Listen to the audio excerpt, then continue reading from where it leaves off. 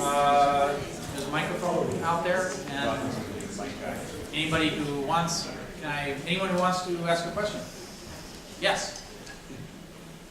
My name's Robin. I'm here, a student in the Masters of Urban Regional Policy program, and I had a question about government intervention in kind of this jobs and industry mobility that you were talking about. And particularly, I wanted to ask about subsidization of, big companies, and I was wondering if, in light of what you were saying about how mobile industry is and how there's this constant destruction and recreation of jobs, if subsidization and tax breaks for companies to come to, say, Massachusetts is a bad policy, and also if, in general, rather than reinvesting in the future, like in defense and then spinning off technologies like you were talking about, if because of corporate influence today, we're kind of taking an easier direct aid to corporations approach that isn't going to pay off in the future in the same type of way.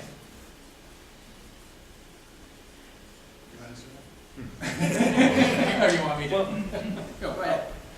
One thing I wanted to point out is, I think a lot of times lately, among the thinkers I'm around, the whole strategy of heavily relying on tax subsidies and tax breaks is not particularly effective, not as an effective way of doing certain things. One thing we could do a lot better at is, in terms of workforce development, is matching needs with supply in a way.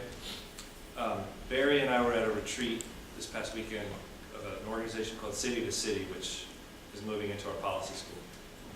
The CEO of State Street Bank is one of the co-chairs, along with President Ainu. He described State Street as, he said, we're not a bank. We don't make loans or something. He said they're a technology company that is disguised as a bank. And he described why they have this big office in Hangzhou, China. And it's because at a certain point they realized they needed to hire hundreds and hundreds of technologists. And with all of our universities in Greater Boston, we weren't producing enough. So they had to go to China, where through deals with the government, the university, and business in Hangzhou, China, they were producing the level at a scale of technologists that we couldn't here in Greater Boston.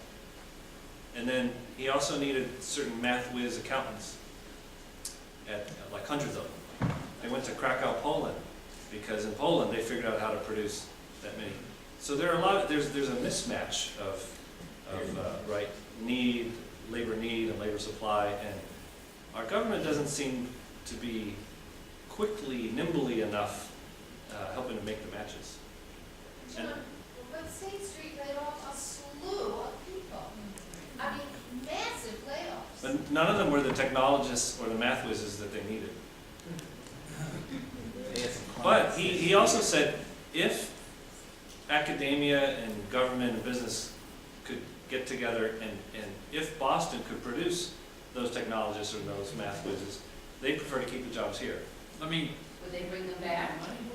Probably not now. let me take a crack at that question too, which is, it's not just people you hang out with, the people I hang out with, who are also very skeptical of subsidies, tax subsidies as a effective way of inducing economic development. There's a bunch of reasons for this.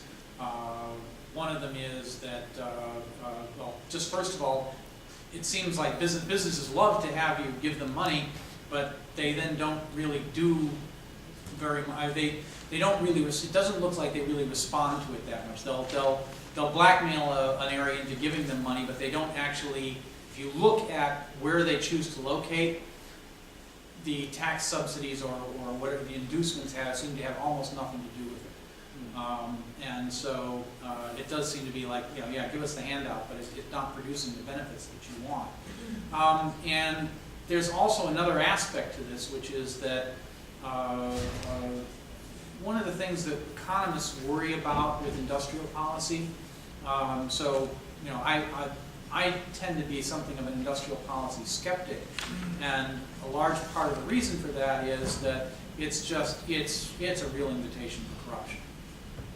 If you're giving, anytime you're handing out money to, and you're picking winners and losers, you're getting into the business of if somebody's friend or somebody wants a job once they get out of government, this is a good way for them to use what resources they have to get themselves a nice landing spot when they get out. And political contributors, all the rest of it. So, and historically, particularly in developing countries, import substitution policies and various sorts of industrial policies, with the there are just tons and tons of horror stories about how they develop into basically opportunities for a few well-connected individuals to rip off everybody else. But can I push you on that? Because you also just said that one of the reasons that Germany is ahead in green energy is because they made a conscious commitment to pursue that industry 20 plus years ago, and you said the same about China. So isn't that counterintuitive with your wariness about industrial policy? Well, let's take a look at Airbus. Okay, it's one of the it's the example that's been studied the most, and it's very instructive. Airbus is largely a product of the European governments. It would not exist without their help. No way. The argument for why they gave for why they had to do that was precisely the argument that I gave before, that the U.S. airline industry benefited enormously from the U.S. defense subsidies. They didn't have the same level of defense spending, the ability to subsidize the types of development of military aircraft that would spill over into civilian aircraft the way we did, and so they had to go directly for subsidizing. There have been a number of studies of the effects of Airbus on the different economies. If you look just at one step back, let's talk a little bit about trade as competition versus trade as everybody gaining. In a world where, in sort of the simplest sort of trade model that economists studied, and the one that dominated economic thinking for 50 years after, 30 years after World War II, it's a model where it's a win-win situation at the country level anyways. It's the story I was telling before, which is if I'm willing to trade you something and you're willing to give some amount of it to me, I must be better off as a result of that, or I wouldn't be giving you this stuff to get it, and the other way around. And you go into the complexity of it, but that's the basic story. We're both going to be better off because we've traded things. I value what you're giving me more highly than what I'm giving you, and the opposite is true because of relative scarcity of the two goods in the two different countries. But Paul Krugman's big contribution to trade theory was to say that isn't always true in the following sense, which is that if my comparative advantage is in producing, his famous example was fish and chips, fish being an agricultural commodity and chips not being the French fries but being the computer chips. And if computer chips are something that when you produce them, they've got a lot of monopoly rents and a lot of labor rents in them, and so if initially in autarky, when the two countries aren't trading with each other, both countries are producing fish and chips. When the two countries come together, you want to be the country that produces the chips, not the country that produces the fish, because the wages are higher in the chip production, and the profits are higher in the chip production. So you're going to be better off if you're the one to do it. So there's these two aspects to trade. There's the everybody gains aspect, but then there's this a little bit of competition aspect to it. So the question is an empirical one: how important is the everybody gains aspect of trade to the competition aspect of it? And the best case study for this is Airbus, because this has been studied like crazy man. So, did Europe gain from its subsidies to Airbus? The first round of studies that looked at this reached the following conclusion, which was they looked only at the profits that Airbus created for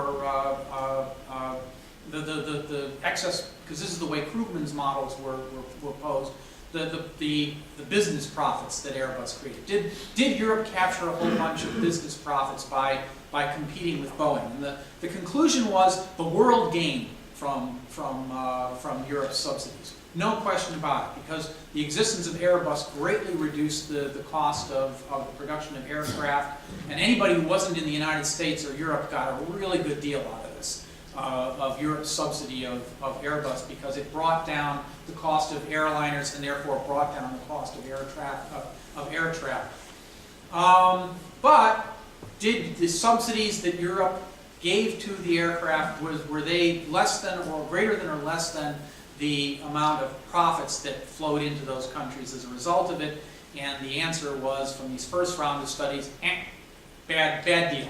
The subsidies cost you a lot more than the profits that Airbus made for those countries. So that was round one of studies. Then Larry Summers came along, and Larry Summers and Alan Kruger came along and said, hey, you're not taking into account the fact that aircraft workers make a lot more money than workers in other industries. And if you take that into account, then it turns out Airbus is actually a pretty big win. Then Bill Dickens came along and pointed out that that isn't actually the way it works, that it's not going to be the case that you're going to hire all of your workers in Airbus from McDonald's.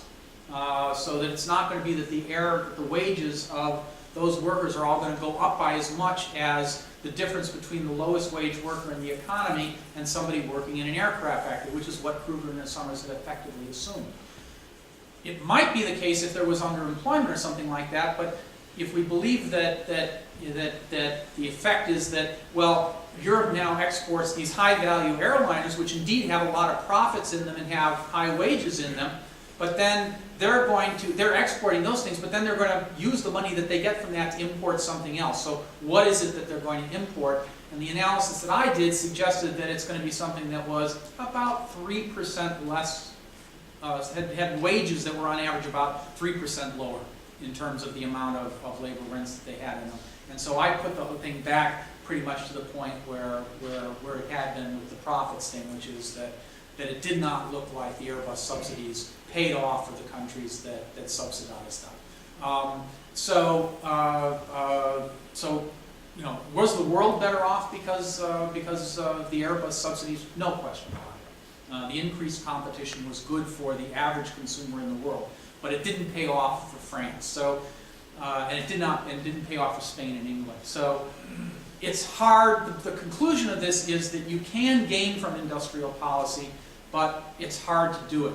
Even this shining example, it depends on what So you're exporting more airliners. What are you going to import with the money that you make from those airliners? It's a really important question. So there are probably examples out there. I personally think that Japanese development, Korean development, that the dynamic gains, the long-term gains in those economies have a lot to do. The reason why they progressed so fast had a lot to do with government intervention in their economies and what they did. But it's a very hard game to play, and the good studies of specific examples of it suggest that it's hard to get back the money that you spend on it through gaining competitive advantage. That's a long answer, but it's an important point.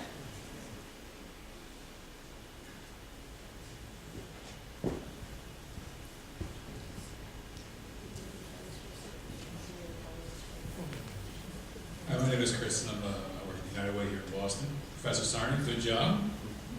I have a question about technology, and it's funny, the State Street thing. I thought of it before that, but I have a friend who contends that the modern management consulting business, particularly mergers and acquisitions, was an artifact of the electronic spreadsheet. Just being able to run the numbers created that. Is there something here, and is there any literature on it, that a disproportionate amount of technological innovation is being directed towards finance? Because it's easy to move numbers around. You use computers and you move numbers around rather than build better widgets. And is there a policy answer to that can be dealt with from a regulatory point of view rather than legislatively?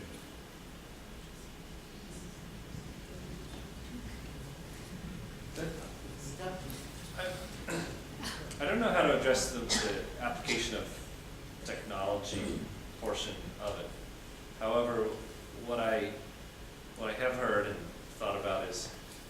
because of the incentives, financial incentives, for doing certain things in the financial industry, some people say financial services have sucked up a disproportionate share of our intellect, our intellectual energy.